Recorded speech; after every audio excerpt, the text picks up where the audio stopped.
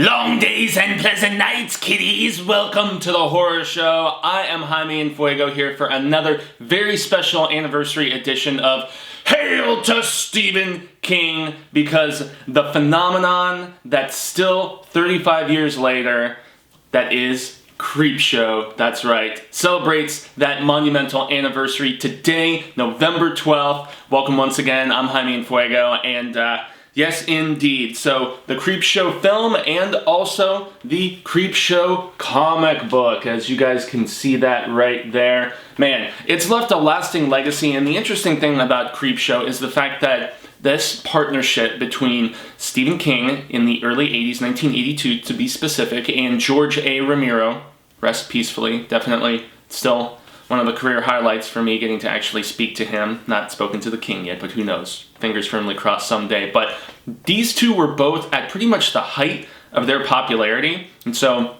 Dawn of the Dead was just a few years removed at this point. King was in his early 80s heyday. He was about to unleash Pet Sematary and so many other things the following year. And so he was in full adaptation mode. Also working on this film with Tom Savini, the special effects gore guru, who I've also got to speak with on this channel before, which was a big blessing. But this was really an homage of sorts to EC Comics and all the beloved Tales from the Crypt stuff that you guys just last month in October saw my full series review of the HBO program. I really want to go back and start purchasing some of those big volumes of the original 50s comics, because The Haunt of Fear, Vault of Horror, Tales from the Crypt, all of those, they essentially instilled the comic code in America for the indecency that was corrupting the minds of kids. And obviously it corrupted the minds of Stephen King and Mr. Romero, because when this project came up and King is like, okay, I want to script an original film that's going to have 5 sordid tales that are going to be darkly comedic but yet gory and, just in the same vein as the stuff that those two grew up on. Romero was like, yep, let's do it. Got his buddy Savini from Pittsburgh to do the effects, and it's a film that 35 years later, I just rewatched it last night, and I really am pissed that they still have not released a special edition of this in the United States. It's available on Blu-ray, it's available in a bare bones DVD form as well, but man, overseas, they got this fantastic edition that has commentary and all of these awesome extras and stuff, and we still have not yet seen that. I wanted to get like a region-free player for the longest time so that I could actually, see this proper. We recently got a special edition of Creepshow 2, but, Creepshow 2 is nowhere near as good. It's got my favorite segment, actually, of all of the different Creepshow stuff. The Rat still being my personal favorite of all of the Creepshows. 3 does not count. In fact, it's funny, Savini has even said that Tales from the Dark Side, the movie, is technically the real third Creepshow, because after Creepshow, the comic and the film, they went on, Mr. Romero and Savini helped him with some episodes and stuff to start doing Tales from the Dark Side for television, which was in the same EC worshipping format and stuff like that. So, but bottom line, whereas Creepshow 2 wasn't quite as good, 3 isn't even in canon and had nothing to do with King or Romero, this original incarnation, and I gotta at least briefly mention this comic book here, because illustrated by Bernie Wrightson, the almighty Bernie Wrightson, who had worked on was about to work on Cycle of the Werewolf with Mr. Stephen King, but he's illustrated so much other stuff for him. He worked on the deluxe edition for Cemetery of From a Buick 8, and he's done so much other iconic stuff, Aliens comic covers, Swamp Thing, so many different cool things. And even better, the cover art here was done by Jack Kamen, and Jack Kamen is actually an artist who worked on those original EC comics. So this is a really cool format. If you guys haven't seen this, it basically just adapts all 5 of the stories we know from the film. So you've got Father's Day, you've got the lonesome death of Jordy Verrill, which was actually previously released as a short story. Father's Day was not. They alter the ordering in this. So as opposed to going into Something to Tide You Over, they go into Crate instead. And Crate was also another one that was previously released as a short story, and yet neither of those two are collected. I'm not sure why. You can find them floating around in a couple Shivers editions of Cemetery Dance and a few other spots, but then you've got Something to Tide You Over, which that and Crate are definitely my 2 favorites, and then they're creeping up on you, which the cockroach one. But the art in this is masterful. Essentially, compared to the film, it takes away the little story at the beginning and the end, which ironically starred Joe King, as he was known then, now known to all of you as Joe Hill, the man behind the heart-shaped box and horns and Nos 4-2 and most recently the Fireman. He also did Lock and Key, which a lot of comic book fans are a fan of. So he plays this young boy who has an asshole of a father who is like, I'm not going to have you reading that trash, it's terrible, it's going to rot your mind. The same mentality which, was prevalent in the 50s. And so, funny though, the kid is even like, yeah, Dad, I've seen the kind of magazines that you read, and those are sex books and blah blah blah. And then the dad just slaps the shit out of him, and it's fun, it's silly, it's tropey, but hey, there's a very to both the comic and Creepshow, and obviously the original EC Comics that this was inspired by. Everything is very tongue-in-cheek, from the gore to the dark laughs and things of that nature. So yeah, man, if you guys can seek this out, this is an original that I bought a few years ago, back before it was re-released this past year. So you can actually get this on Amazon now, and the art is beautiful. Dan does Wrightson do a fantastic job, and ironically, a couple of the things that didn't work for me, the two stories that didn't work for me as much in the film form, which were Geordie Verrill, and also it's they're creeping up on you. So basically, the story about Moss Man and the story about the bugs. The screen version of The Death of Geordie Verrill, it's the shortest one of the entire film. It's the one that stars Stephen King back when he still had the Bucks going on, and it's almost it's played too campy, whereas here in the Wrightson Illustrated edition, that is just vaguely different, like a little touch here, a little touch there. Wrightson's art also like basically turning him into like what amounts to Swamp Thing practically at the end, after dude touches this meteor and gets like asteroid shit or whatever the hell he says in the film on him. King doesn't do a bad job. He's actually serviceable, but I was just basically making the point that seeking out the comic is good because that story plays so much better in here, as does they're creeping up on you. The performance by, I'm trying to remember his name, it's E.G. Marshall.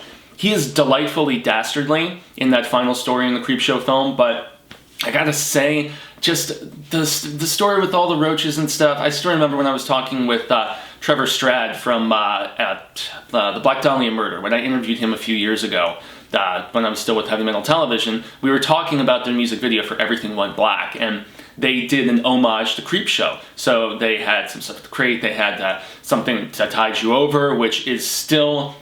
It's neck and neck with the Crate as my two favorite stories in Creepshow, but they omitted the creeping up on you with all the roaches, and both him and I were in concurrence. We're like, yeah, that was one of the weaker ones here in the storytelling, but it plays out a lot cooler in this comic with Wrightson's art, and it's got less of the camp factor, I think, with the exception of, in this you do get the Crypt Keeper, old witch, laughy, silly puns and stuff like that, which is another reason why I highly, highly recommend scoping out this comic book. Now, Father's Day, it's also another one that I'm just not as impressed with. It's probably the most just the typical revenge story, you killed somebody and they're gonna come back from the grave to get you and stuff, and you've got these bratty, descendants, and, the aunt and then the great aunt, and the great aunt had killed the patriarch of this supremely rich family, and, every Father's Day they get back together to remember him. She feels some guilt, but she's boozing and smoking and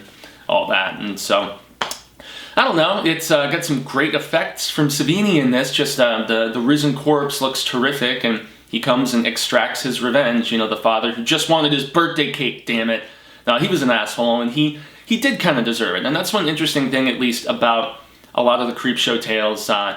There's a lot of shades of gray, and there's people who basically deservedly damn themselves with their sordid behavior. And so, yeah, Father's Day, it's just okay. It's funny you see a young Ed Harris in there as the husband of I guess it would be like the great niece or something, but in any event, there's also a couple other interesting faces that pop up in That's Something to Tide You Over that I'm such a big fan of. You've got Ted Danson and Leslie Nielsen, of all people. And, the Crate is the longest of all of them, and as much as I dig it, I might give the upper hand to Tide You Over, because Danson is basically doodling Leslie Nielsen's wife, and Nielsen finds out, and he goes and he buries both of them in the sand. This is probably the most iconic, at least as far as the setup goes, of all the Creepshow stuff, and that old saying of, I can hold my breath a long, long time, and so he buries them and just their heads are left, and just let the tide come in and you're gonna get drowned. And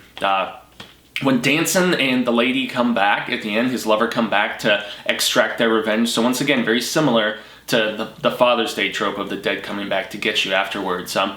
The makeup effects that Savini did were great. The bullet shots to the head when Nielsen's character is trying to like fight them off and stuff are terrific. And so, well, once again, this is another tropey one. It's got such an interesting setup of the star-crossed, cheating lovers and whatnot, and rising from the grave to extract their revenge. The setup makes it interesting enough where it's awesome. Crate, once again, like I said, being the longest one. It's Adrienne Barbeau, I'm butchering her name. She's been in so many different horror films, but she plays the super, super bitchy, overbearing, drunken wife of this character. And so when his colleague at the university discovers a crate that's been under this stairwell since like the 1800s, it was like an Antarctic excavation, there's a creature in there. And this creature, when it's just stumbled upon by the janitor, it starts eating people, and his colleague comes to tell him, and so the husband of Barbeau's character is like, okay, this is my best chance to have this creature eat my wife, and I will be rid of her. And once again, great practical, it's gory, it's also wonderfully illustrated in here, the way this weird, like, Yeti, Tasmanian devil snowman thing just, goes to town and starts just chomping on people. It's great, man. And so, yeah, Crate, Tide You Over, definitely my two favorites. Father's Day is okay.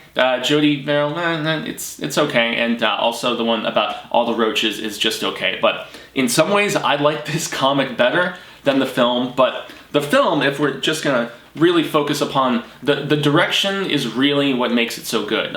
The writing is kind of what you would have expected from an EC comic, and so it's less the voice of Stephen King specifically. It's very much King just trying to channel and emulate that stuff that he liked so much as a kid. I mean, with the exception of like a Castle Rock mention in the Jody Verrill story, it's really it could be a Tales from the Crypt, or a Vault of Fear, or Haunt of Fear, Vault of Horror. I get all of those mixed up and stuff often, but yeah, those EC comics were great, and it's really the direction here.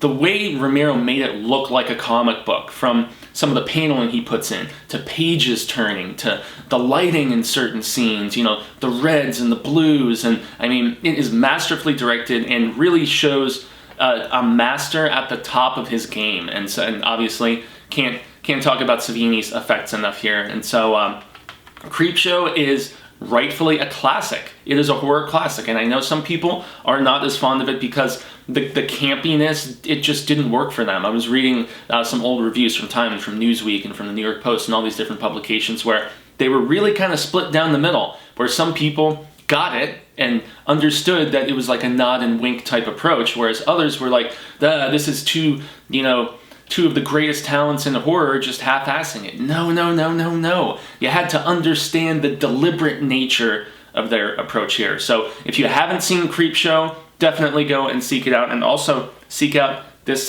comic adaptation of it. It should be on your shelf if you're a fan of King, or just anthology horror in general, or horror comics, those old EC comics and stuff. So, and also, the film is great. If you guys enjoy it, in the comments below, what's your favorite segment?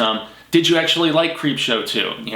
There's only the one good sketch on it, like I said, or segment, I should say, and that's the raft. And the raft is still, I still think the raft is better than any of these in the first Creepshow, but that's just personal opinion. Creepshow 2, I really don't like the first and the third story at all, about the rising Indian statue or wood carving or whatever. And then the one about the hitchhiker is just so dumb. The gag gets old for me, so I don't know. Good practical though. So in any event, this is the classic. Creepshow 2 is okay. If you haven't seen either, definitely seek them out, and also the unofficial third Tales from the Dark Side, the movie. So I can extend a grande gracias, as I always do, to you peeps. 35 years of Creepshow. I saw this originally when I was a kid, and I saw it on TV, though, syndicated on, like, I don't know, one of the local stations. It wasn't, like, on an NBC or whatever. It was, like, one of the local, Channel 45 or something here in Phoenix. But thank you so very much for, you know, taking the time to check out this video. And, yeah, show it to your children. Work their fragile little minds. If you want to follow me on social media, I am at Jaime and Fuego on Twitter, Instagram, Facebook, YouTube relaunch coming, probably, yeah, maybe January 1st, maybe sooner. I'm still thinking, but yes, you can look forward to some more content of the non-Fright-tastic variety coming from me very, very soon. And obviously, make sure to like, share, subscribe here on The Horror Show. Hail to Stephen King airs usually every Sunday. Sometimes we have a bonus episode that shifts things around. I'm going to be doing a anniversary edition of Misery. I also recently did a 30th anniversary of the Tommy Knocker. So if you guys are into that, check that out. But yes, until next time, I gotta say, hasta luego, sin amigos. I am hopeful that it is sooner rather than later. And until that Wheel of Ka comes around once more for horror, stay scared. And watch things by Stephen King. But don't forget to read.